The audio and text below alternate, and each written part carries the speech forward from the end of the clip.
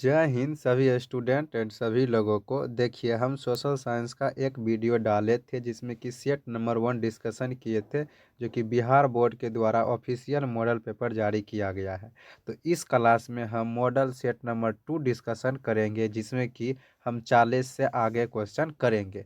देखिए, आपको जो है ये वीडियो ज़रूर देखना है, क्योंकि आप जब ये वीडियो देखिएगा तो आपको पता चलेगा कि बिहार बोर्ड में किस टाइप का क्वेश्चन पूछेगा, जो कि बिहार बोर्ड के द्वारा जारी किया गया ऑफिशियल मॉडल पेपर है। तो चलिए वीडियो को स्टार्ट करते हैं और पहला क्वेश्चन देखते हैं। पहला क्वेश्चन है, फॉरवर्ड ब्लॉक की स्थापना किसने की? ऑप्शन ए दिया गया है M.N. रॉय, बी दिया गया सुभाष चंद्र बोस, सी दिया गया लाल हरदयाल, डी दिया गया चित्तरंजन दास। 40 नंबर क्वेश्चन है, फॉरवर्ड ब्लॉक की स्थापना किसने की थी? अगर आप इसका आंसर जानते हैं तो कमेंट बॉक्स में लिखिए। देखिए, जितना भी क्वेश्चन हम पढ़ते हैं उस क्वेश्चन को आप एक बार अपने से पढ़िए और सुनिए, उसके बाद जो उसका आंसर होता है उसका आंसर कमेंट बॉक्स में लिखते जाइए, ताकि आपको लंबे समय तक याद रहेगा जब तक बोर्ड का एग्जाम है।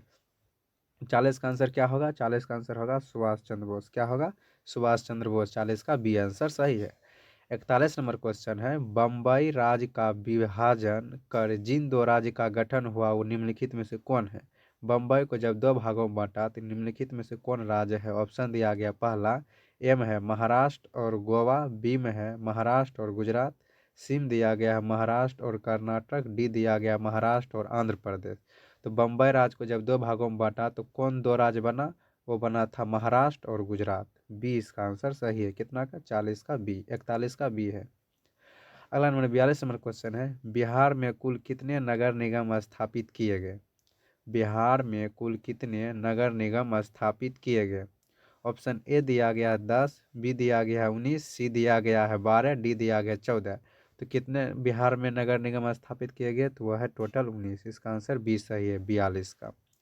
43 नंबर है, राज्य पुनर्गठन आयोग की स्थापना कब हुई? 43 नंबर क्वेश्चन है, राज्य पुनर्गठन आयोग की स्थापना कब हुई? ऑप्शन ए दिया गया 1950, बी दिया गया 1952, सी दिया गया 1953, डी दिया गया 1954। 43 का आंसर क्या होगा? वो होगा 1954। सी इसका सही है। 43 का सी ऑप्शन सही है। चलिए 44 नंबर देखते हैं। 44 नंबर क्वेश्चन है, चुनाव आचार संहिता का निर्माण कौन करता है? चुनाव आचार संहिता का निर्माण कौन करता है? ऑप्शन ए दिया गया निर्वाचन आयोग, बी दिया गया क्षेत्रीय दल, सी दिया गया सत्तारूढ़ दल, डी दिया गया विपक्षी दल। 44 का आंसर क्या होगा? 44 का आंसर होगा निर्वाचन आयोग। 44 का ये आंसर सही है। चलिए अगला क्वेश्चन देखते हैं। 45 नंबर 45 नंबर क्वेश्चन है, बिहार में पंचायती राज स्थापन संस्थाएं हैं। बिहार में पंचायती राज संस्थाएं हैं। ऑप्शन ए दिया गया एक स्तरीय, बी दिया गया दो स्तरीय, सी दिया गया तीन स्तरीय, डी दिया गया चार स्तरीय। तो बिहार में जो पंचायती राज है वो कितने स्तर का है? वो है 3 स्तरीय। कैसा है? 3 स्तरीय। इसका मतलब 45 का सी आंसर सही है। 46 का क्वेश्चन है, ऑंग सान सू की किस देश की नागरिक है? ऑंग सान सू की किस देश की नागरिक है? ऑप्शन ए दिया गया है म्यांमार, बी दिया गया नेपाल, सी दिया गया भूटान, डी दिया गया बांग्लादेश। तो 46 का आंसर होगा म्यांमार। ये आंसर 46 का सही है। 47 नंबर क्वेश्चन है, चिली की प्रथम महिला राष्ट्रपति कौन थी? चिली की प्रथम महिला राष्ट्रपति कौन थी? ऑप्शन ए दिया गया है मेरी रॉबिन्स, बी दिया गया है किम कैपबेल, सी दिया गया लॉरा चिंचला, डी दिया गया है मिशेल बाचलेट। तो चिली का प्रथम महिला राष्ट्रपति कौन है? 4 ऑप्शन दिया गया। अगर आप इसका आंसर आप जानते हैं तो इसका आंसर कमेंट बॉक्स में लिखिए, नहीं तो हम इसका आंसर बता रहे हैं। 47 का आंसर क्या होगा? 47 का आंसर होगा मिशेल बाचलेट। डी आंसर सही है। किसका? 47 नंबर का। देखिए 48 नंबर क्वेश्चन है, इनमें से किस पर लोकतंत्र का भविष्य निर्भर करता है? इनमें से किस पर लोकतंत्र का भविष्य निर्भर करता है? ऑप्शन ए दिया गया जातिवाद, बी दिया गया है निष्पक्ष चुनाव, सी दिया गया अलगाववाद, डी दिया गया इनमें से कोई नहीं। तो 48 का आंसर क्या होगा? वो होगा निष्पक्ष चुनाव। क्या होगा? निष्पक्ष चुनाव। बी इसका आंसर 48 का सही है। 49 नंबर क्वेश्चन है, लोकसभा में चुने गए सदस्यों की संख्या कितनी होती है? लोकसभा में चुने गए सदस्यों की संख्या कितनी होती है? ऑप्शन ए दिया गया 540, बी दिया गया 543, सी दिया गया 545, डी दिया गया 550। तो 49 नंबर का आंसर क्या होगा? अगर इसका आंसर जानते हैं तो इसका आंसर कमेंट बॉक्स में लिखिए। इसका आंसर होगा 543, बी इसका आंसर सही है। चलिए अगला क्वेश्चन 50 नंबर देखते हैं। क्वेश्चन है, इनमें से कहाँ प्रत्यक्ष लोकतंत्र है? ऑप्शन ए दिया गया स्विट्जरलैंड, बी दिया गया ब्रिटेन, सी दिया गया है भारत, डी दिया गया चीन। तो कहाँ में, मतलब ऐसा कौन सा देश है जिसमें कि प्रत्यक्ष लोकतंत्र है? वह है स्विट्जरलैंड। ये इसका आंसर 50 का सही है। 51 नंबर क्वेश्चन है, कितनी जनसंख्या पर ग्राम पंचायत का गठन किया जाता है? मतलब कितना जनसंख्या होना चाहिए गांव ग्राम पंचायत ताकि गठन हो सके? ऑप्शन ए दिया गया 5,000, बी दिया गया 10,000, सी दिया गया 7,000, डी दिया गया 15,000। तो इसका आंसर क्या होगा? इसका आंसर होगा 7,000। क्या होगा? 7 आंसर, सी आंसर सही है 51 का। 52 नंबर क्वेश्चन है, 1975 के आपातकाल की घोषणा किसने की? 1975 के आपातकाल की घोषणा किसने की? ऑप्शन ए दिया गया जनता पार्टी, बी दिया गया भारतीय राष्ट्रीय कांग्रेस, सी दिया गया बहुजन समाज पार्टी, डी दिया गया है राष्ट्रवादी कांग्रेस पार्टी ने। तो 52 का आंसर क्या होगा? 52 का आंसर होगा भारतीय राष्ट्रीय कांग्रेस ने, बी इसका आंसर सही है। 53 नंबर क्वेश्चन है, पूरे जिले का प्रशासन कौन करता है? पूरे जिले का प्रशासन कौन करता है? ऑप्शन ए दिया गया सरपंच, बी दिया गया महापौर, सी दिया गया जिला दंडाधिकारी, डी दिया गया सत्र न्यायाधीश। पूरे जिला का प्रशासन कौन करता है? इसका आंसर होगा जिला दंडाधिकारी, सी इसका आंसर 53 का सही है। चलिए 54 नंबर देखते हैं। 54 नंबर, अगला क्वेश्चन 54 नंबर देखते हैं। क्वेश्चन है 54 नंबर, नेपाल में लोकतंत्र वापसी के लिए कब आंदोलन हुआ? नेपाल में लोकतंत्र वापसी के लिए कब आंदोलन हुआ? ऑप्शन ए दिया गया 2000, बी दिया गया 2002, सी दिया गया 2006, डी दिया गया 2010। तो इसका आंसर क्या होगा? 2006, सी आंसर 54 का सही है। अगला 55 नंबर है, जल आपूर्ति के निजीकरण के विरुद्ध कहाँ संघर्ष हुआ? जल आपूर्ति के निजीकरण के विरुद्ध कहाँ संघर्ष हुआ? ऑप्शन ए दिया गया है नेपाल, बी दिया गया है बोलीविया, सी दिया गया बांग्लादेश, डी दिया गया बेल्जियम। तो 55 का आंसर क्या होगा? 55 का आंसर बी सही है, 55 का बी सही है। चलिए अगला 56 नंबर देखते हैं। 6 नंबर क्वेश्चन है, विंग एवं टोरी नामक राजनीतिक दल का संबंध किस देश से है? ऑप्शन ए दिया गया है यूगोस्लाविया, बी दिया गया उत्तरी आयरलैंड, सी दिया गया मैक्सिको, डी दिया गया ब्रिटेन। तो 56 का आंसर क्या होगा? 56 का आंसर होगा ब्रिटेन। किससे है? 56 का डी आंसर सही है। चलिए अगला देखते हैं।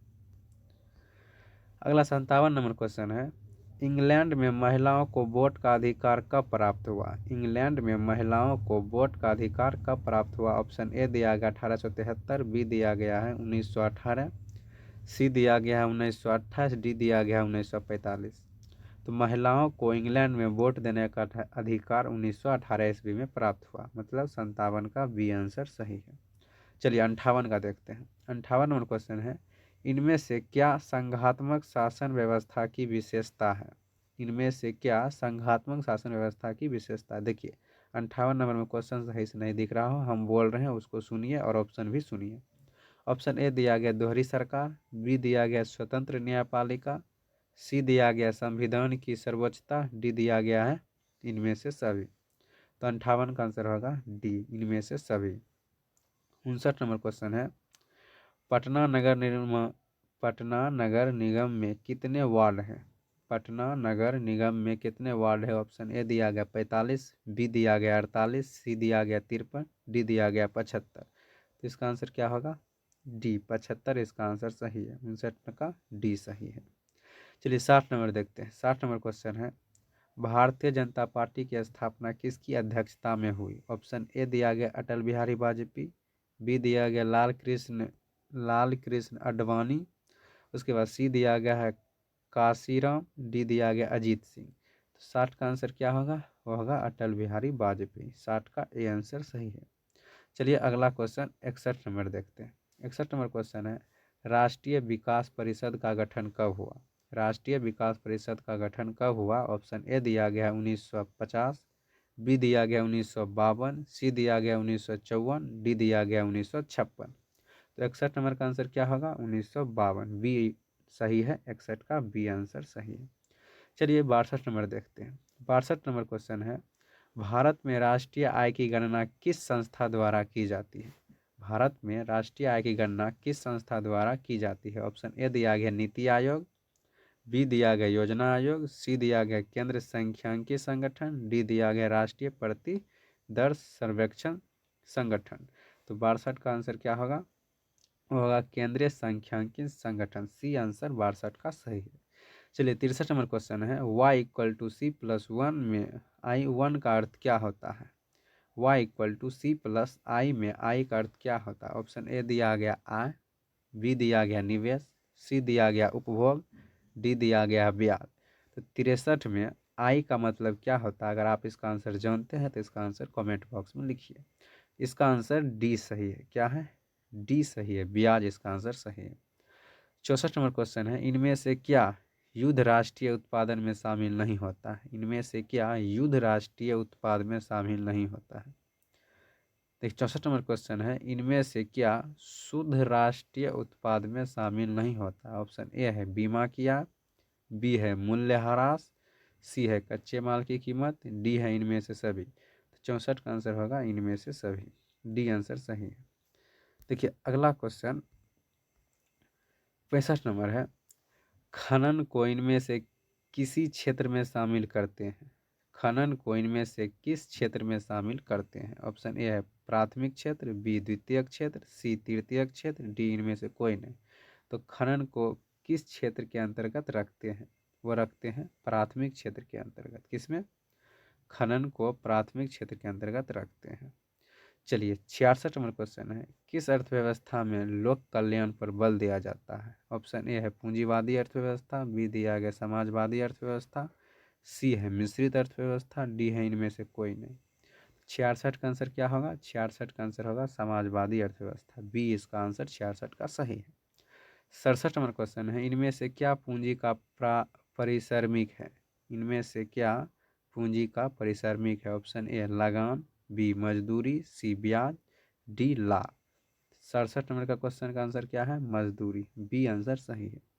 68 नंबर है, इनमें से क्या संस्थागत वित्त का स्रोत है? इनमें से क्या संस्थागत वित्त का स्रोत है? ऑप्शन ए दिया गया महाजन, बी दिया गया व्यापारी, सी दिया गया रिश्तेदार, उसके बाद डी दिया गया सहकारी बैंक। तो 68 का आंसर होगा डी सहकारी बैंक सही है। चलिए अगला क्वेश्चन देखते हैं। देखिए अगला 69 नंबर क्वेश्चन है, भारतीय पूंजी बाजार किस प्रकार का वित्तीय संस्था प्रदान करती है? भारतीय पूंजी बाजार किस प्रकार की वित्तीय संस्था प्रदान करती है? ऑप्शन ए अल्पकालीन, बी मध्य अवधि, सी दीर्घकालीन, डी इनमें से सभी। 69 का आंसर होगा अल्पकालीन। चलिए 70 नंबर क्वेश्चन है, ग्रामीण विकास तथा कृषि के लिए ऋण प्रदान करने वाली संस्था को वित्त की आपूर्ति कौन करता है? ऑप्शन ए सहकारी बैंक, बी भूमि विकास बैंक, सी नाबार्ड बैंक, डी भारतीय रिजर्व बैंक। तो इसका आंसर क्या होगा? नाबार्ड बैंक। 70 का सी सही है। 71 नंबर क्वेश्चन है, भारत में सहकारिता आंदोलन का प्रारंभ कब हुआ? भारत में सहकारिता आंदोलन का प्रारंभ कब हुआ? ऑप्शन ए दिया गया 1901, बी दिया गया 1904, सी दिया गया 1912, डी दिया गया 1915। तो 71 नंबर का आंसर क्या होगा?